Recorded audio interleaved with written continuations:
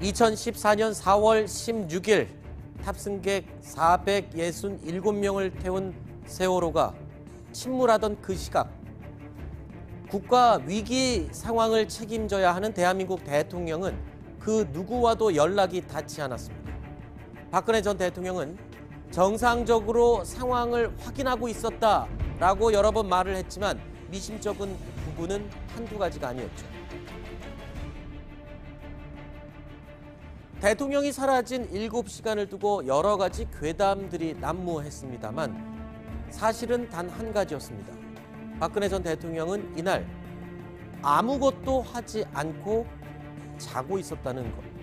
이 결과가 검찰의 수사 결과 내용입니다.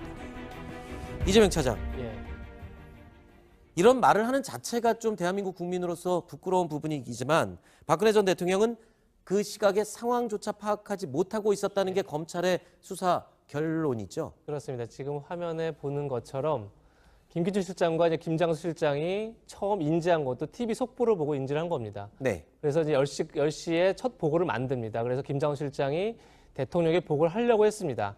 지금까지 알려진 건 10시에 보고를 했다는 거였습니다. 그렇죠. 하지만 당시에 김장수 실장이 여러 차례 전화를 했지만 두 차례 전화를 했지만 두 번 다 통화가 되지 않았습니다. 전화를 받지 않았다는 거죠? 그렇죠. 박근혜 대통령이 전화가 되지 않았습니다. 그래서 김장수 실장은 결국은 문서를 들고, 그러니까 김장수 직접이 아니고 이제 그 밑에 행정관을 시켜서 관저로 보냅니다. 보낸 사이에 또 안봉근 당시 제2비서관에게 연락을 해서 대통령 연락이 되지 않는다. 그러니까 관저에 가서 좀 대통령에게 연락을 받을 수 있도록 좀 도와달라 해서 결국은 안봉근 전 비서관이 관저에 도착해 박근혜 대통령에게 지금 김장수 실장이 급하게 통화할 일이 있습니다라고 얘기한 뒤에야 10시 20분에 첫 통화가 됐다는 겁니다. 네, 그러니까 김장수 안보실장에게 전화를 해서 지시를 했다던 이 말도, 그리고 10시 22분에 추가 지시를 했다는 이 말도 모두 거짓말이었던 겁니다. 박근혜 전 대통령의 세월호 7시간 행적에 의문이 증폭될 때마다 당시 청와대는 관저에서 상황을 제대로 확인하고 있었다라는 일관된 거짓말을 내놓았던 겁니다. 아침 10시에 서면 보고를 받으시고 10시 15분에 대통령께서 안보실장에게 전화를 합니다. 아침에 일어나셔서 주무실 때까지가 근무 시간이고 어디에 계시든지 간에 직무를 하고 계시고, 정상적으로 이 참사, 이 사건이 이런 게 터졌다 하는 것을 보고받으면서 계속 체크를 하고 있었어요. 근데 이제 그날은 마침 이제 그 일정이 없어서 업무 공간이 이제 관저였는데 결제할 수 있는 그것도 시스템도 다 돼 있고 또 필요하면 손님도 이렇게 만나고 또 접견도 할 수 있어요. 그렇기 때문에. 손정석 국장님, 네. 그러니까 지금 말대로라면 실시간으로 보고를 받으면서 상황을 체크하고 있었다라고 이야기를 했지만 실제로는 프린트한 보고서 아침, 오후 두 번이 전부였다면서요. 그러니까 그동안에 청와대는 이제 박 전 대통령이 보고를 받고 나서 11차례에 걸쳐서 계속 비서실에 올라온 보고를 받았고 거기에 대해서 바로바로 지시를 했다. 이렇게 이제 해명했던 것이 그동안 청와대의 해명이었는데 이번 수사 결과를 보면 그게 아니고 이 오후에 한 번, 저녁에 한 번, 두 차례 일괄 출력해서 정호성 전 비서관이 박 전 대통령에게 보고를 했다라는 것이거든요. 그러면 왜 그렇게 했느냐. 바로바로 비서실에서 보고가 올라오면 그걸 정 전 비서관이 박 전 대통령에게 바로 전화하고 이렇게 해야 되는데 왜 그렇게 묵혀뒀다가 두 번만 했느냐 했더니 통상 업무를 그렇게 해왔다. 이렇게 이제 답변을 한 거예요. 네. 그러니까 얼마나 이제 그동안의 어떤 국정 운영의 행태가 이렇게 좀 어떤 긴박감 같은 것이 없었는가. 그리고 그날 특히 세월호 사고가 발생한 그날 어떤 대통령의 의지라든지 이런 것들이 어떤 국정 수행에 대한 부분이 전혀 없었다라는 부분을 그대로 보여주는 것이고, 그날 뭐 이 중차대한 상황인데도 비서실장이나 국가안보실장의 보고 자체가 하나도 없었지 않습니까? 이런 부분은 참 대통령으로서의 직무 자체를 거의 그냥 뭐 포기한 수준이라고 뭐 봐야 될 것 같습니다. 네. 이날 박근혜 전 대통령은 오전 10시 41분 간호장교에게 가글을 전달받은 뒤 다시 사라졌습니다. 그리고 오후 4시 33분 중앙재난안전대책본부에 방문하기 위해서 청와대를 나섰는데요. 대통령이 사라졌던 이 시간을 면밀히 들여다보면 검찰 한 가지 증거에 주목을 했습니다. 바로 이영선 전 행정관의 김밥 영수증이었습니다. 김태현 변호사님, 예. 여기서 김밥 영수증이 왜 등장하고 그게 왜 중요한 겁니까? 그러게요. 그러니까 모든 수사를 할 때 기본적으로 신용카드 사용 내역을 봐요. 네. 그런데 동선이 나오지 않습니까? 네. 이번에 이영선 행정관의 신용카드 사용 내역을 받아 동선이 나온 겁니다. 네. 세 군데서 찍힌 거예요. 시간대별로 보면 오후 1시쯤에 압구정동에 있는 백화점 있지 않습니까? 큰 백화점 있죠. 거기 이제 김밥집에서 점심 식사로 뭐를 먹었다는 거예요. 네. 거기서 영수증이 나왔어요.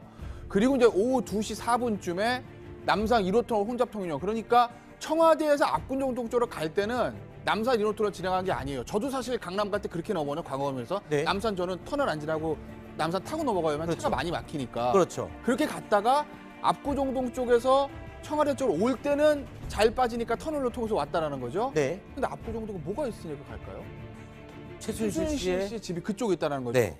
그리고 한 번 더 찍힙니다. 언제 찍히냐면 5시 한 45분 정도쯤에 다시 한번 남산 그 1호터널에서 통잡통역 결제가 되는데 그건 청와대에서 다시 남산길을 타고 압구정동을 갔다가 다시 돌아오는 길에 5시 한 40분 정도 넘어서 한번 찍히는 거죠. 이게 3번이 찍힙니다. 네. 그러니까 검찰이 보기에는 이영선 행정관이 1시쯤에 압구정동 가서 식사를 하고 최순실 씨를 태우고 2시쯤에 남산 1호터널을 지나서 청와대에 도착하고 그리고 다시 5시경에 압구정동 쪽으로 가서 최순실 씨를 내려다주고 다시 청와대 들어왔다. 이렇게 동선을 파악을 한 거죠. 자, 그러니까 지금 중요한 건요. 이렇게 움직였던 김밥 영수증이 찍힌 이 지점으로 시작해서 남산 터널을 지나서 청와대로 간 날 오후 1시에서 2시 사이 이날이 세월호가 침몰한 날입니다.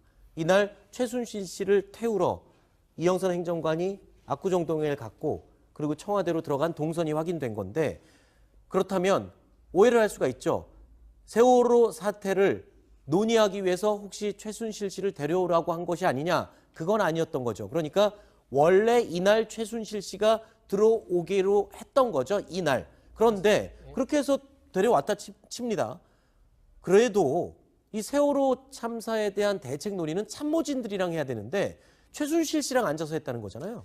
가장 이번에 안타까운 대목이 그건 것 같습니다. 그러니까 결국은 정호성 비서관이 최순실 씨에게 많은 수석들이 중대본을 가야 된다고 건의를 하고 있다 이렇게 얘기를 하니까 최순실 씨가 다시 박 전 대통령한테 지금 중대본 가는 게 좋겠다 이 얘기를 듣고 결국 중대본을 가기로 했다는 건데 두 가지입니다. 첫 번째는 관제에서 근무할 수 있다고 봅니다. 그리고 당시에 뭐 또 인후염을 알아서 뭐 몸이 안 좋았다고 하니까 관제에 있을 수 있는데 관저가 그러니까 근무를 관제에서 했다고 할 수 있으면 누구라도 급한 일 있으면 관저로 가서 수석이든 누구든 문제를 논의하고 상의할 수 있어야 되는데 전혀 그런 구조가 아니었다는 겁니다. 결국 수석도 정호성 전 비서관을 통해서 정 전 비서관도 결국 최순실을 통해서만 박 전 대통령에게 얘기할 수 있었다는 이 구조, 청와대에 전혀 소통이 되지 않는 구조가 결국은 가장 큰 문제였던 것 같고요.